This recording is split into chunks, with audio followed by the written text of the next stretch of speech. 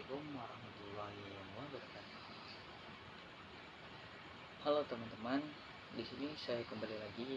Saya Muhammad Anin Nafis, saya dari Prodify. Ini membahas tentang analisis sumber hukum sekunder dalam Islam, konversi, dan modern. Halo teman-teman, pada video kali ini kita akan membahas tentang analisis sumber hukum sekunder dalam Islam. Materi ini sangat penting untuk memahami bagaimana hukum Islam ini berkembang dan mampu untuk menjawab berbagai persoalan zaman. Seperti kita ketahui, dalam Islam terdapat sumber hukum utama yaitu Al-Quran dan Hadis. Namun, tidak semua persoalan hidup ini dijelaskan sebagai rinci dalam kedua sumber tersebut. Oleh karena itu, para ulama menggunakan sumber hukum ini sekunder sebagai pelengkap untuk menetapkan hukum. Lalu apa sih yang dimaksud dengan sumber hukum sekunder? Ini penjelasannya. Sumber hukum sekunder adalah metode atau pendekatan yang digunakan oleh para ulama untuk menggali hukum ketika tidak ditemukan penjelasannya yang tegas dalam Al-Quran dan Hadis. Sumber ini tetap berlandaskan pada prinsip-prinsip syariat sehingga tidak bertentangan dengan ajaran Islam. Apa maksudnya sih? Sumber hukum ini, para ulama ini mencari atau menggali dalam hukum-hukum tersebut yang tidak ada dalilnya di dalam Al-Quran dan Hadis. Para ulama itu mencari untuk sebagai pengganti hukum aja yang tidak kelihatan baginya. Sekarang kita akan membahas beberapa jenis sumber hukum sekunder beserta analisisnya. Yang pertama yaitu adalah ijma. Berarti berkesepakatan para ulama terhadap suatu hukum dalam suatu masa setelah wafatnya Nabi Muhammad SAW. Ijma ini memiliki kedudukan yang kuat karena merupakan hasil kesepakatan para ahli yang memahami syariat. Apa sih analisisnya? Analisisnya ijma memberikan kepastian hukum dan menghindari perpecahan. Namun dalam praktiknya mencapai ijma yang benar-benar menyeluruh sangat sulit karena perbedaan pendapat di kalangan ulama selalu ada. Itu. Yang kedua adalah qiyas. Qiyas ini adalah metode penetapan hukum dengan cara menganalogikannya suatu masalah baru dengan masalah yang sudah ada. Hukumnya adalah Al-Quran. Hukumnya dalam Al-Quran atau hadis karena ini memiliki kesamaan ilat atau alasan hukum. Apa sih contohnya? Contohnya adalah pengharaman narkoba yang dianalogikan dengan khamar karena sama-sama memabukkan dan merusakkan akal. Seperti yang lainnya pokoknya adalah analisisnya. Qiyas sangat fleksibel dan memungkinkan hukum Islam berkembang sesuai zaman. Namun qiyas ini juga memerlukan ketelitian tinggi dalam menentukan ilat agar tidak terjadi kesalahan dalam penetapan hukum. Baik, yang ketiga adalah ihtisan. Ihtisan berarti meninggalkan hukum yang dihasilkan dari qiyas umum menuju hukum lain yang dianggap lebih kuat atau lebih membawa kemaslahatan.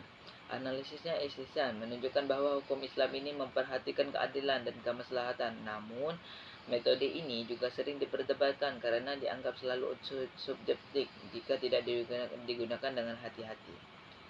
Selanjutnya adalah masalah mursalah. Baik, di sini saya akan melanjutkannya, yaitu tentang masalah mursalah.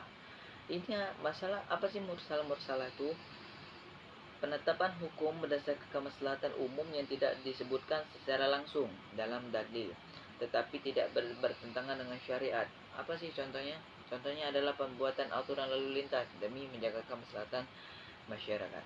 Apa sih analisisnya? Masalah mursalah sangat relevan dalam kehidupan modern karena mampu menjawab persoalan baru. Namun, harus dipastikan bahwa kemaslahatan tersebut benar-benar sesuai dengan tujuannya, syariat atau maskai syariah. Berikutnya adalah uruf. Baik, di sini saya akan menjelaskan apa itu uruf. Uruf yaitu kebiasaan atau adat istiadat yang berlaku masyarakat dan tidak bertentangan dengan ajaran Islam. Uruf menunjukkan bahwa Islam ini menghargai budaya lokal, namun tidak semua adat bisa dijadikan dasar hukum, terutama jika bertentangan dengan syariat. Dan yang terakhir adalah istisab. Istisab yaitu menetapkan hukum berdasarkan keadaan sebelumnya sampai ada dalil yang mengubahnya. Contohnya apa sih? Contohnya seorang dianggap suci sampai ada bukti bahwa ia berhadas.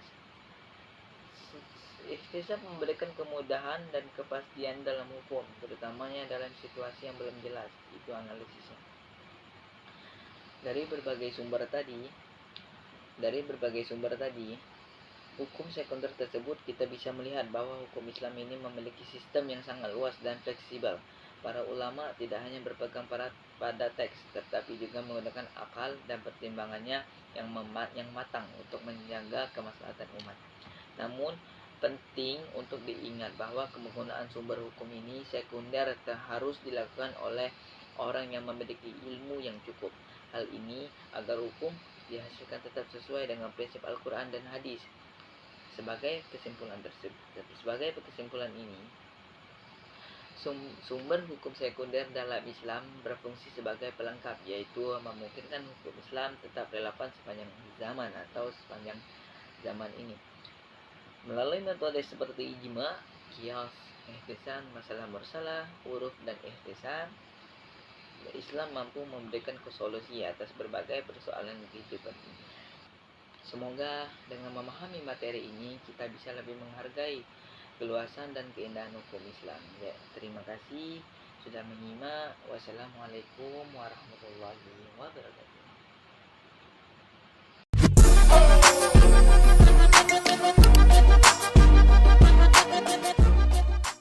Lagi yang penjelasan ini, 6 dalil sekunder paling penting, yaitu itisan, yang kedua masalah mursalah, yang ketiga uruf, dan yang keempat istisab, dan yang kelima syariah, yang keempat kaul sahabi. Penjelasan yang tiga cara analisis pakai dalil sekunder. Urutnya begini. Cek nasari dulu. Ada Al-Quran atau hadis jelas. Gak ada, cek ijma. Kalau gak ada ijma, ulama udah sepakat, stop. Gak ada kias, ada ilat yang sama dengan kasus nas, pakai. Kalau yang ini dalil yang keempat, kias gak masuk atau hasilnya mafsadat, masuk ke dalil sekunder. Alul pikirnya ada masalah besar plus gak ada lawan nas, masalah mursalah, ada uruf sahih, ini jadi jalan ke haram. Contoh kasus hukum kripto. Yang pertama Quran Sunnah, gak ada nas langsung. Yang kedua ijma, belum ada. Yang ketiga kias. Kiaskan ke emas atau perak harus tunai dan sama nilainya. Kripto enggak tunai masalah.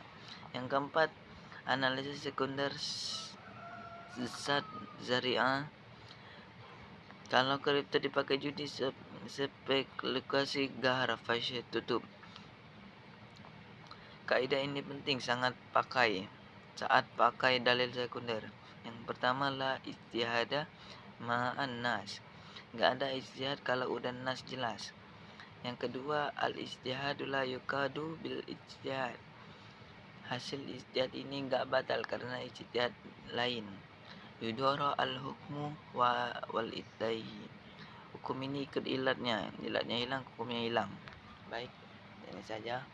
Assalamualaikum warahmatullahi wabarakatuh.